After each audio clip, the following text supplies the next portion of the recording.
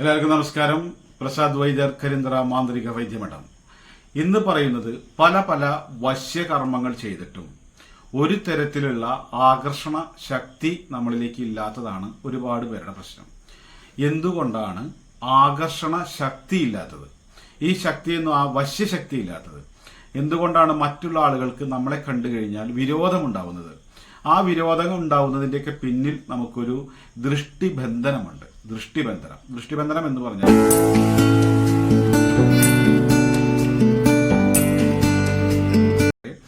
എന്ത് തന്നെ ചെയ്താലും ആർക്കും കണ്ടുകൂടാത്ത ഒരാളാവുക. അങ്ങനെ വന്നു കഴിഞ്ഞാൽ എന്താണ്? നമുക്കൊരു സ്ഥാനമാനങ്ങളോ ഒന്നുമില്ല. നമ്മൾ കുറെ പൂജ കഴിച്ചു, കുറെ ഉപ്പുമുളക് ഒഴിഞ്ഞിട്ടു, കുറെ അമ്പലങ്ങളിൽ പോയി, കുറെ വഴിപാടുകളൊക്കെ ചെയ്തു, നമ്മൾ കഴിവിന്റെ പരമാവധി എല്ലാവരുമായിട്ട് സൗഹൃദത്തിലും സ്നേഹത്തിലും പെരുമാറുന്നു. ഇങ്ങനെയൊക്കെ ചെയ്തിട്ട് പോലും ആർക്കാർക്കും നമ്മളെ കണ്ടുകൂടാ എന്നുള്ളത് ഒരു കാര്യം. സർവ്വജനങ്ങളെയും വശീകരിക്കാൻ പറ്റും, അല്ലെങ്കിൽ നമുക്ക് ഇഷ്ടപ്പെട്ട ഒരു വ്യക്തിയെ വേണമെങ്കിൽ ആ വ്യക്തിയെ നമുക്ക് വശീകരിക്കാൻ പറ്റും.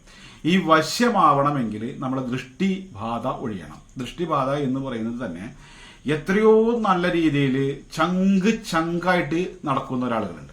ആ ചങ്ക് എന്ന് പറയുമ്പോൾ അത്രയും സ്വന്തം പോലെ ഒരു ഭാര്യയും ഭർത്താവാണോ, അല്ലെ ആങ്ങളിയും പെങ്ങളാണോ, സുഹൃത്തുക്കളാണോ, അത്രയും തരത്തിലുള്ള അടുപ്പമുള്ള ആളുകളുണ്ട്. ഈ അടുപ്പമുള്ള ആളുകളൊക്കെ ചെറിയൊരു കാരണത്തിൽ അകന്നു പോകും. അതൊക്കെ ഒരുപാട് അനുഭവം നമുക്കുണ്ട്. അത്രയും ചങ്കായിട്ടുള്ള ആളുകളുണ്ട്. അവർ ചിലപ്പോൾ അവർ വിചാരിച്ച ഒരു നേട്ടം നമ്മളിൽ നിന്ന് കിട്ടാത്തത് കൊണ്ട് ഒഴിഞ്ഞു പോവാം. കാരണം അങ്ങനെ ഒരുപാട് നമ്മൾ അത്രയും വേണ്ടപ്പെട്ട ആള് ഇപ്പൊ ഉണ്ടായിട്ടുണ്ട്. അപ്പൊ എന്താണെന്ന് വെച്ചാൽ അതുപോലെ പല ആളുകളും നമുക്ക് നമ്മളിൽ നിന്നും അവർക്കൊന്നും കിട്ടാനില്ല അല്ലെങ്കിൽ തോന്നൽ വരും, അല്ലെങ്കിൽ ഇയാൾ പോരാ എന്ന് തോന്നും, അല്ലെങ്കിൽ ഇയാളെ കൊണ്ട് ഒരു കാര്യമില്ലെന്ന് തോന്നും, അല്ലെങ്കിൽ നമ്മളെ തീരെ കണ്ടുകൂടായി വരും. എന്താണ് കാരണം എന്ന് വെച്ചാൽ നമ്മൾ മനസ്സിരുത്തി ചങ്ക് പറിച്ചു കൊടുത്താലും, അല്ലെങ്കിൽ അവർക്ക് വേണ്ടി മാസങ്ങളോ വർഷങ്ങളോളം പൂജ കർമ്മങ്ങളോ ഒക്കെ ചെയ്തു കൊടുത്താലും അവർ ചെറിയ ആ വിചാരിച്ച രൂപത്തിലുള്ള ഒരു ഗുണാനുഭവം അവർക്ക് കിട്ടിയില്ലെങ്കിൽ ആ നിമിഷം മുതൽ അവർ നമ്മളെ എല്ലാ ബന്ധങ്ങളിൽ നിന്നും ഒഴിവാകും.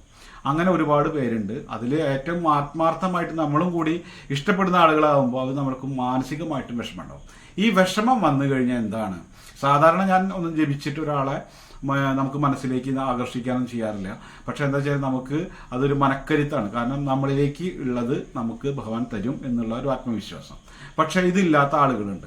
കാരണം എന്തെങ്കിലും വന്നു കഴിഞ്ഞാൽ അവർ വിളിച്ചില്ലെങ്കിൽ, കണ്ടില്ലെങ്കിൽ, പറഞ്ഞില്ലെങ്കിൽ, ഒരു ദിവസം വിളിക്കാതിരിക്കുക, അല്ലെങ്കിൽ ഇനി വിളിക്കണ്ട, എന്നെ കാണണ്ട എന്നൊക്കെ പറയുമ്പോൾ ഇപ്പോൾ ഇഷ്ടപ്പെടുന്ന പെണ്ണോ അല്ലെങ്കിൽ സ്നേഹിക്കുന്നവരോ അല്ലെങ്കിൽ അവരുമായിട്ട് സംസാരിക്കുമ്പോൾ നമുക്ക് ഉണ്ടാകുന്ന സന്തോഷങ്ങളോ അല്ലെങ്കിൽ കാമോനോ കാമികയോ ഭർത്താവോ ആരോ ആവട്ടെ, ഇവരൊക്കെ നമ്മളെ തെറ്റി നിൽക്കുമ്പോൾ ഉണ്ടാവുന്ന മാനസികാവസ്ഥ ഈ തെറ്റിയ ആൾക്കില്ലെങ്കിലും മറ്റ് നമുക്കുണ്ടായേക്കാം.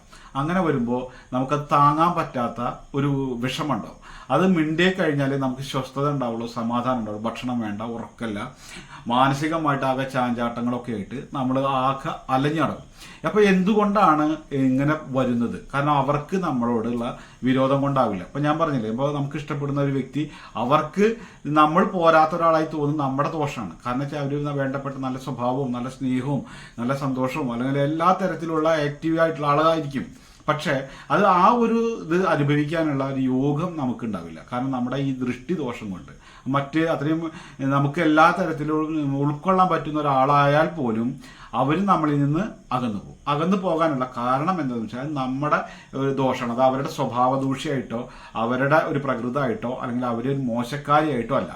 നമ്മളുമായിട്ടുള്ള ഒരു കമ്മ്യൂണിക്കേഷൻ അവർക്ക് ഒരു മാനസിക ഐക്യം വരായികയോ അല്ലെങ്കിൽ ഒരു ഇറിറ്റേഷൻ ഫീൽ ചെയ്യുന്നത് നമ്മുടെ കയ്യിൽ നിന്ന് തന്നെ വരുന്ന ഒരു പ്രകൃതം ഉണ്ട്. അതാണ് ഈ ദൃഷ്ടിബാധ എന്ന് പറയുന്നത്. അപ്പൊ എത്ര നല്ല, ഞാൻ ഒരു കാര്യമില്ലാണ്ടാണ് അവർ തെറ്റിപ്പോയത്, ഞാൻ ഒരു പ്രശ്നവും പറഞ്ഞിട്ടില്ല, ഞാൻ ഒരു വിഷമിക്കുന്ന ഒരു തരത്തിൽ ഞാൻ പെരുമാറിയിട്ടില്ല എന്നൊക്കെ ആളുകൾ പറയും.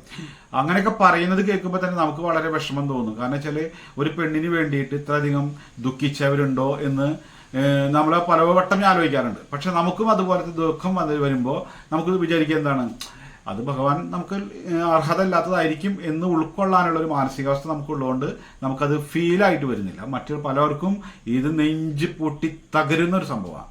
അപ്പോൾ ഇതൊക്കെയാണ് മാറി എല്ലാവരുടെയും മുന്നിൽ നമുക്ക് വിലയും നിലയും ഉണ്ടാവാനും അതുപോലെ തന്നെ അവരുടെ നമ്മൾ ഇഷ്ടപ്പെടുന്ന ആള് ക്ഷിപ്രപ്രസാദം എന്ന് പറഞ്ഞാൽ നമ്മൾ വിളിച്ച വിളിപ്പുറത്ത് കാണുന്ന തരത്തിലേക്ക് പറന്നു വരണമെങ്കിലും ഒക്കെ ഉള്ള ഒരു മന്ത്രമാണിത്.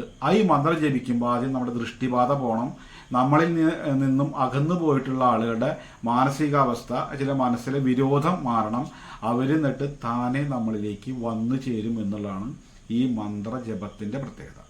ഈ മന്ത്രം ജപിക്കുമ്പോൾ തന്നെ പുലർച്ചെ നമ്മൾ ജപിക്കുകയാണ്. ആ സൂര്യൻ ഉദിക്കുന്നതിന് മുന്നേ വേണം ജപിക്കാൻ. ഇതാണ് നമ്മളെ വശ്യഗണപതി മന്ത്രം. ഈ ഒരു മന്ത്രത്തിൻ്റെ പ്രത്യേകത എന്ന് വെച്ചാൽ നമ്മുടെ ഒരു മാനസികവും ശാരീരികവും അല്ലെങ്കിൽ എല്ലാ തരത്തിലുള്ള വശ്യത്തിനും ആകർഷണത്തിനും വേണ്ട ദോഷങ്ങളും ദുരിതങ്ങളും മാറി വശ്യശക്തി ഉണ്ടാവും എന്നുള്ളതാണ്. മറ്റേത് ചില വശ്യമന്ത്രം ജപിക്കുമ്പോൾ ദൃഷ്ടിബാധയൊക്കെ ഒഴിവാക്കാനുള്ള കർമ്മങ്ങളും പൂജകളൊക്കെ ചെയ്തിട്ടോ അല്ലെങ്കിൽ എന്തെങ്കിലും പ്രതിവിധി ചെയ്തിട്ട് വേണം ഇതൊക്കെ ജപിക്കാൻ. പക്ഷെ ഇതൊക്കെ എന്ന് പറയുമ്പോൾ എന്താ പറയുക, എല്ലാ കാര്യങ്ങളും ഇതുകൊണ്ട് തന്നെ സാധിക്കും. അപ്പോൾ ഈ കുളിയൊക്കെ കഴിഞ്ഞ് ഭസ്മൊക്കെ തൊട്ട് നിലവിളക്ക് കത്തിച്ച് വെച്ചതിന് ശേഷം അതിൻ്റെ മുന്നിൽ ഗണപതിയെ നല്ലതുപോലെ ധ്യാനിച്ചിരുന്നിട്ട് വശ്യഗണപതി ഭഗവാനെ അനുഗ്രഹിക്കണേന്ന് പ്രാർത്ഥിക്കുക. അങ്ങനെ ഈ വശ്യഗണപതി മന്ത്രം കണ്ടുപിടിച്ച ആ ഋഷീശ്വരനെ സ്മരിക്കുക. ഗണക ഋഷി, നിജൃ ഗായത്രി ചന്ദ, ശ്രീ ഗണപതിർ ദേവത, ശ്രീ മഹാഗണപതിർ ദേവത. ഇതാണ് നമ്മളെ ഈ ഗണപതിയുടെ ഋഷി ഛന്ദസ് എന്ന് പറയുന്ന ഈ മന്ത്രം കണ്ടുപിടിച്ച ഋഷീശ്വരൻ. ഈ ഋഷീശ്വരനെ നമ്മൾ സ്മരിക്കുക. ഒന്ന് സ്മരിച്ചതിന് ശേഷമാണ് ഈ മന്ത്രം ജപിക്കുക. ജപിക്കുന്നത് 108 തവണ വീതം ജപിക്കണം. നമ്മുടെ കാര്യപ്രാപ്തി വന്നതിന് ശേഷം നിർത്തിയാൽ മതി. 4 ദിവസം ജപിച്ചിട്ട് കാര്യം നടന്നില്ല, നിർത്തണ്ട. കാരണം നമ്മുടെ ദുരിതങ്ങളുടെ ഓരോന്നും അലിഞ്ഞ് പോയി നല്ല അനുഗ്രഹവും ഐശ്വര്യവും മോക്ഷം ഒക്കെ എല്ലാതും നമ്മളിലേക്ക് വന്നു ചേരും എന്നുള്ളതാണ്. അപ്പോൾ ആ ഒരു കാലയളവ് പ്രതീക്ഷിക്കാതെ കണക്കൂട്ടിയിരിക്കാതെ നിങ്ങൾ ജപിച്ചുകൊണ്ടിരിക്കുക. അതിനുശേഷമാണ് നമ്മൾ ഈ മന്ത്രം ജപിക്കേണ്ടത്. ഓം ഹ്രീം ഘം ഹ്രീം ശ്ലീം മഹാഗണപതേ വശമാനയ സ്വഹ. അങ്ങനെ ഈ ഒരു ബീജാക്ഷരം ഗണപതി ഭഗവാന്റെയും അനുഗ്രഹം നമ്മളിലേക്ക് ഉണ്ടാകുമ്പോൾ ഈ മന്ത്രം ജപിക്കുന്നതിനേക്കാൾ മുമ്പ് നമ്മൾ ആരെയാണ് വേണ്ടെങ്കിൽ അയാളെ വിചാരിച്ച് ജപിക്കാം. അല്ലെങ്കിൽ എന്താണ്, നമ്മുടെ കാര്യം സർവ്വജനവശ്യമായിട്ട് വിചാരിക്കാം. നമ്മുടെ സർവ്വകാര്യ സാധ്യത്തിന് വേണ്ടി വിചാരിക്കാം. സർവ്വ അനുഗ്രഹത്തിന് വേണ്ടി വിചാരിക്കാം. ഇതിൻ്റെ മറ്റൊരു സംഭവമുണ്ട് പ്രധാനപ്പെട്ട, നമുക്ക് എന്തും നേരിടാനുള്ള ചങ്കൂറ്റം ഉണ്ടാകുമെന്നുള്ളതാണ് ഇതിൻ്റെ മറ്റൊരു കാര്യം. നമ്മൾ തന്നെയാണ് നമ്മുടെ കാര്യങ്ങളൊക്കെ നടത്തുന്നതും ചെയ്യുന്നതും ഒക്കെ. ഈശ്വരാനുഗ്രഹം അപ്പുറത്തുനിന്ന് ഉണ്ടെങ്കിലും ഉണ്ടായി വന്നാലും നമ്മൾ തന്നെ ഇതൊക്കെ ചെയ്യണം. പക്ഷെ അതിന് വേണ്ട മനക്കരുത്തുണ്ട്. ശത്രുക്കളാണെങ്കിൽ നേരിടാനും പണമാണെങ്കിലും എന്ത് കാര്യത്തിലും ചെന്ന് കാര്യങ്ങൾ ചെയ്യാനുള്ള ഒരു മെന്റലി അല്ലെങ്കിൽ മാനസികപരമായിട്ടുള്ള ഒരു തൻ്റെടവും പ്രാപ്തി കഴിവും നമ്മളിലേക്ക് വന്നു ചേരും എന്നുള്ളതാണ് അതും കൂടിയാണ് ഇതിന്റെ പ്രത്യേകത. ഇത് വശ്യമുണ്ടായതുകൊണ്ടോ അല്ലെങ്കിൽ മറ്റൊരു കാര്യങ്ങളായതുകൊണ്ടോ നമ്മൾ പ്രാപ്തനാവില്ല.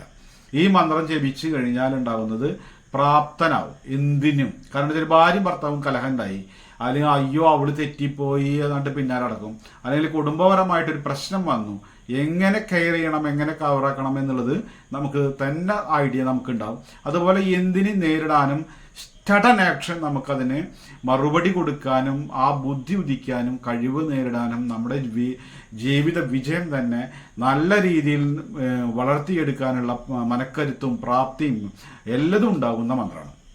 ഇത് ജപിച്ചു കഴിഞ്ഞാൽ 108 പ്രാവശ്യം വീതം ശിവനെയും വിഷ്ണു ഭഗവാനെയും നമ്മൾ ഓം നമഃ ശിവായാന്നും ഓം നമോ നാരായണായ നമാന്നും കൂടി ജപിക്കണം.